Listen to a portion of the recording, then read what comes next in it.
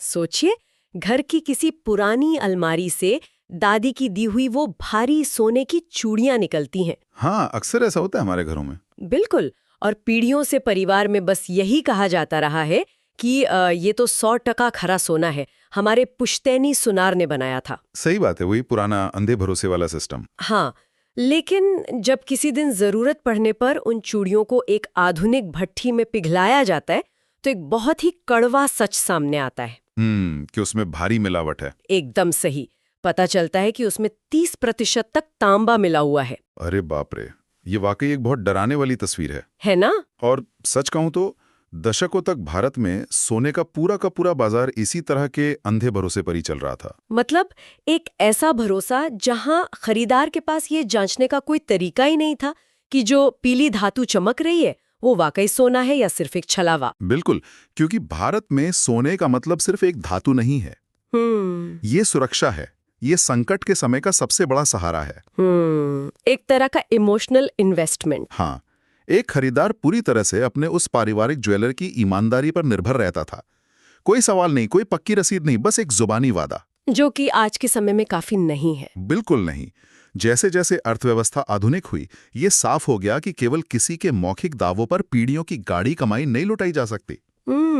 मतलब एक ऐसी व्यवस्था की जरूरत थी जहां भरोसा किसी व्यक्ति पर नहीं बल्कि विज्ञान पर हो। एकदम सटीक बात कही आपने। तो आज की इस गहरी चर्चा का मुख्य उद्देश्य इसी वैज्ञानिक बदलाव को डिकोड करना है। बिल्कुल। हमारे पास आज जो मुख्य स्रोत है, the definitive guide to BIS hallmarking and HUID registration, उसके आधार पर हम उस पूरी व्यवस्था को समझेंगे जिसने इस पुरानी दुनिया को बदल कर रख दिया। हम बात करेंगे हॉलमार्किंग की और उस जादुई HUID कोड की। हाँ, जिसने ताकत एक सुनार की तिजोरी से निकालकर सीधे एक आम खरीदार के स्मार्टफोन में डाल दी है। ये बदलाव किसी क्रांति से कम नहीं है।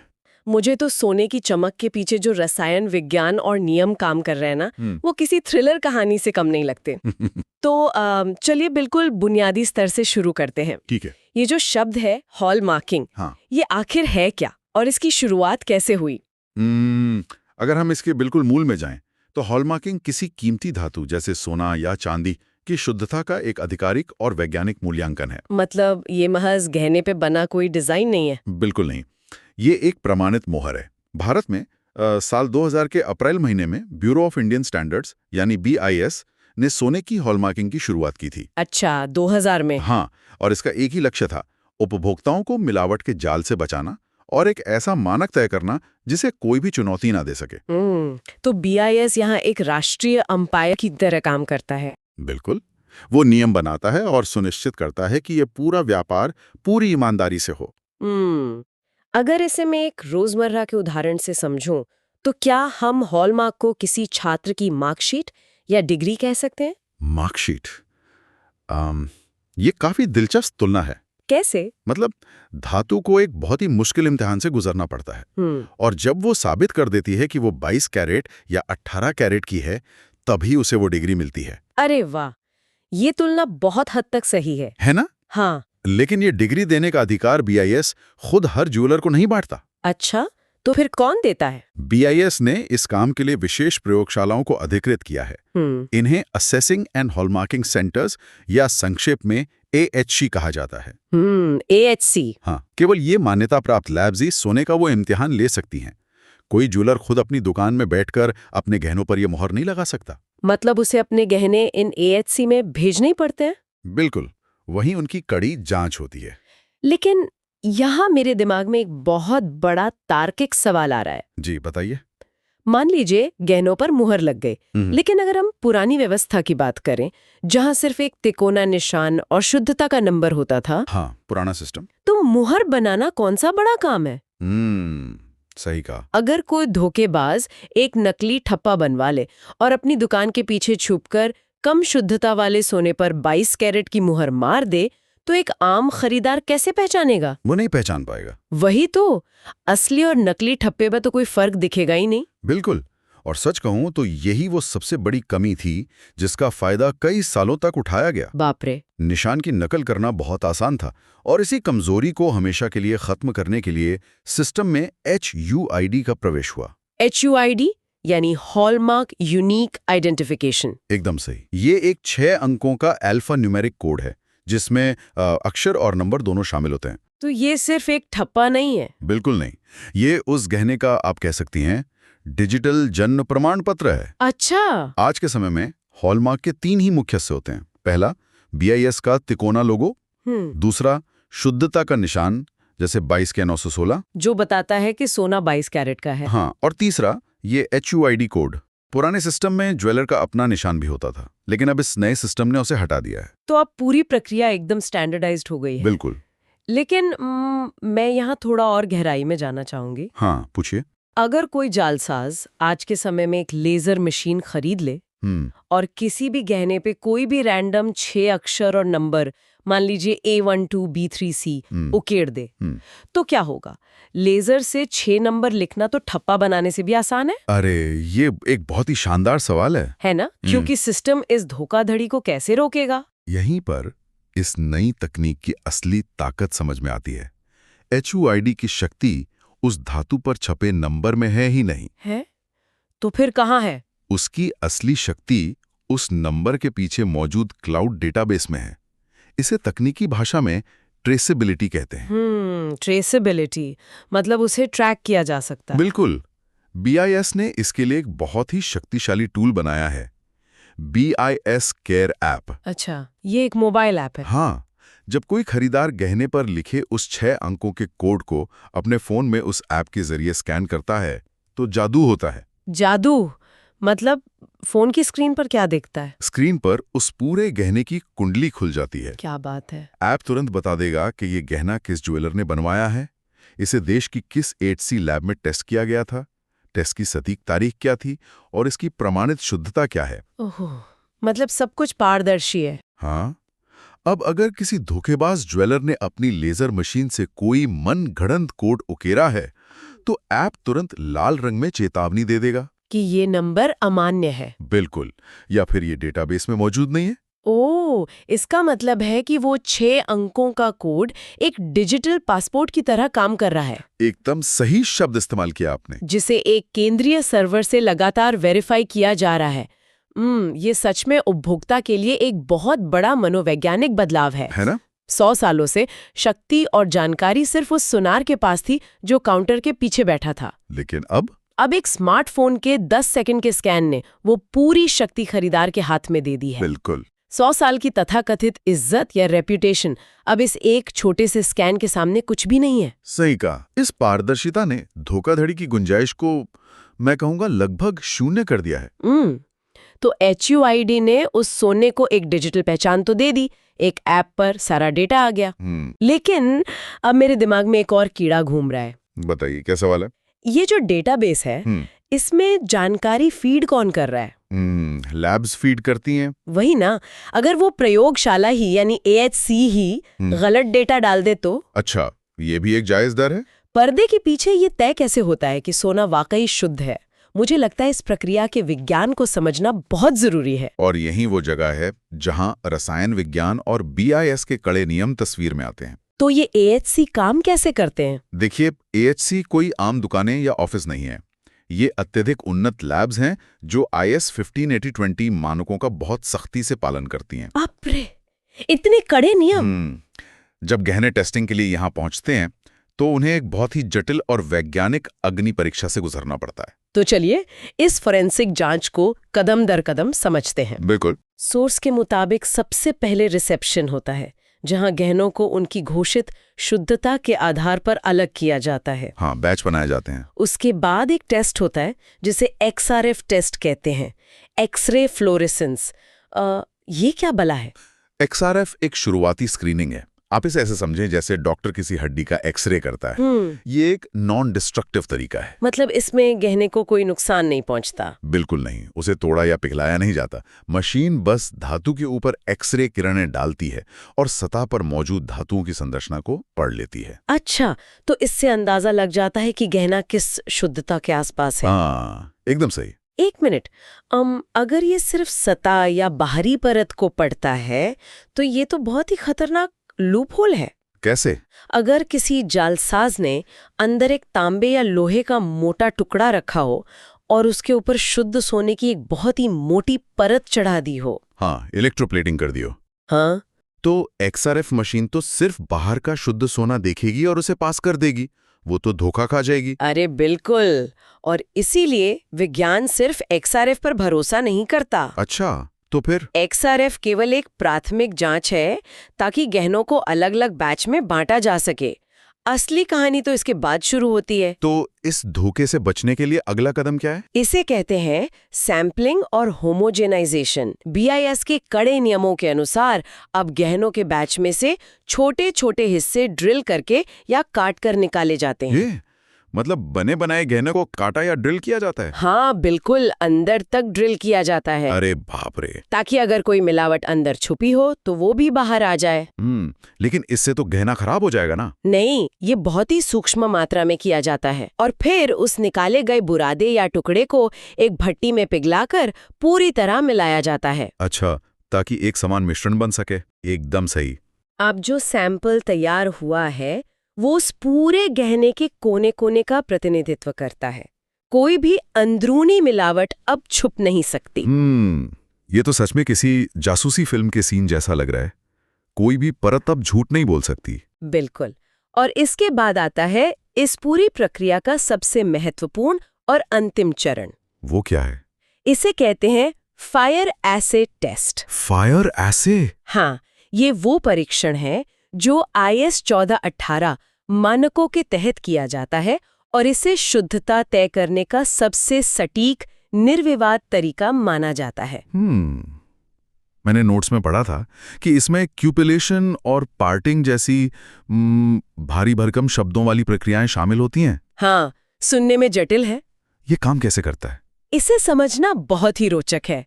क्यूपिलेशन प्रक्रिया में उस पिघले हुए सोने के सैंपल को सीसे यानी लेड के साथ मिलाया जाता है। लेड के साथ?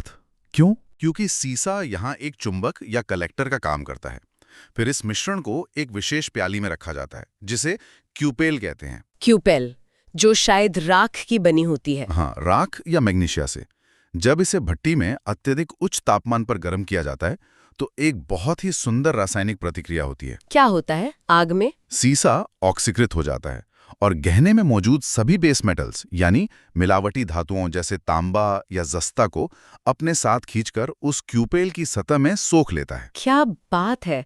मतलब भट्टी की आग में तांबा और जस्ता उस प्याली के अंदर ही गायब हो जाते हैं। बिल्कुल, वो प्याली उन्हें सोख लेती है। ये तो सच में कमाल का विज्ञान है। लेकिन भट्टी से निकलने के बाद जो धातु बचती है वो अभी भी पूरी तरह शुद्ध नहीं होती। क्यों? तांबा तो निकल गया ना? हाँ, लेकिन उसमें अभी भी चांदी मौजूद हो सकती है क्योंकि चांदी सीसे के साथ नहीं घुलती। अच्छा, तो अब चांदी को कैसे निकालेंगे? यहीं पर पार्टिंग की प्रक्रिया शुरू होती है। पार्टिंग यानी अलग करना। यहाँ एसिड का इस्तेमाल होता है ना? है ना? बिल्कुल। लेकिन एसिड से तो सोना भी खराब हो सकता है। नहीं, यहीं पर सोने की असली पहचान सामने आती है। विज्ञान की भाषा में सोना एक नोबल मेटल है। Nobel metal? हाँ, इसका मतलब है कि यह आसानी से किसी भी रसायन के साथ प्रतिक्रिया नहीं करता। पार्टिंग प्रक्रिया में नाइट्रिक एसिड का उपयोग किया जाता है। Nitric acid. जब उस बची हुई धातु को एसिड में उबाला जाता है तो एसिड सिर्फ चांदी को अपने अंदर घोल लेता है। और सोना? सोना इस एसिड से बिल्कुल अप्रभावित रहता है। अंत में एसिड को हटा देने के बाद जो चीज बचती है वो 99.99% शुद्ध सोना होता है। ये सच में दिमाग घुमा देने वाला है ना? एसिड ने बाकी सब कुछ खा लिया और सिर्फ असली सोना बच गया। हाँ, फिर उस बचे हुए शुद्ध सोने के वजन को एक अति संवेदनशील तराजू पर तौला जाता है और उसकी तुलना शुरुआती सैंपल के वजन से की जाती है। बिल्कुल। इसी साधारण से गणित से वो सटीक प्रतिशत निकल कर आता है जो अंततः HUID कोड के रूप में आपके ऐप पर दिखाई देता है। मतलब सोने को सच में आग और तेजाब से गुजरकर अपनी अग्नि परीक्षा देकर अपनी सच्चाई साबित करनी पड़ती है। एकदम सही। इस वैज्ञानिक प्रक्रिया में मानवीय भावना, अंदाजे या पारिवारिक रिश्ते की कोई जगह नहीं है। सिर्फ फैक्ट्स हैं। हाँ, ये शुद्ध रसायन विज्ञान और गणित है जो हर बार 100% सटीक परिणाम देता है। इसी के बाद ही HUID जनरेट करने की मंजूरी मिलती है। इतनी सख्त और अचूक वैज्ञानिक प्रक्रिया के बारे में सुनकर पूरी व्यवस्था पर भरोसा तो सच में बढ़ जाता है। बिल्कुल बढ़ना चाहिए। लेकिन सिक्के का एक दूसरा पहलू भी है। वो क्या? ये तो हुई विज्ञान और ग्राहक सुरक्षा की बात। अगर हम इसे व्यापारिक नजरिए से देखें तो एक आम ज्वेलर पर इस पूरे सिस्टम का क्या असर पड़ता है? ये एक बहुत ही महत्वपूर्ण मुद्दा है। खासकर तब जब कई अधिसूचित जिलों में हॉलमार्किंग को पूरी तरह से अनिवार्य कर दिया गया है। मतलब बिना हॉलमार्क के सोना बेचना अब गैर कानूनी है। हाँ, ये सच है। एक उपभोक्ता के लिए जो सुरक्षा है, वही एक छोटे व्यापारी के लिए एक बहुत बड़ा ढांचागत बदलाव है। मतलब उन्हें काफी परेशानी होती है। बिल्कुल। इस पूरे सिस्टम का हिस्सा बनने के लिए एक ज्वेलर को BIS से रजिस्ट्रेशन लेना पड़ता है।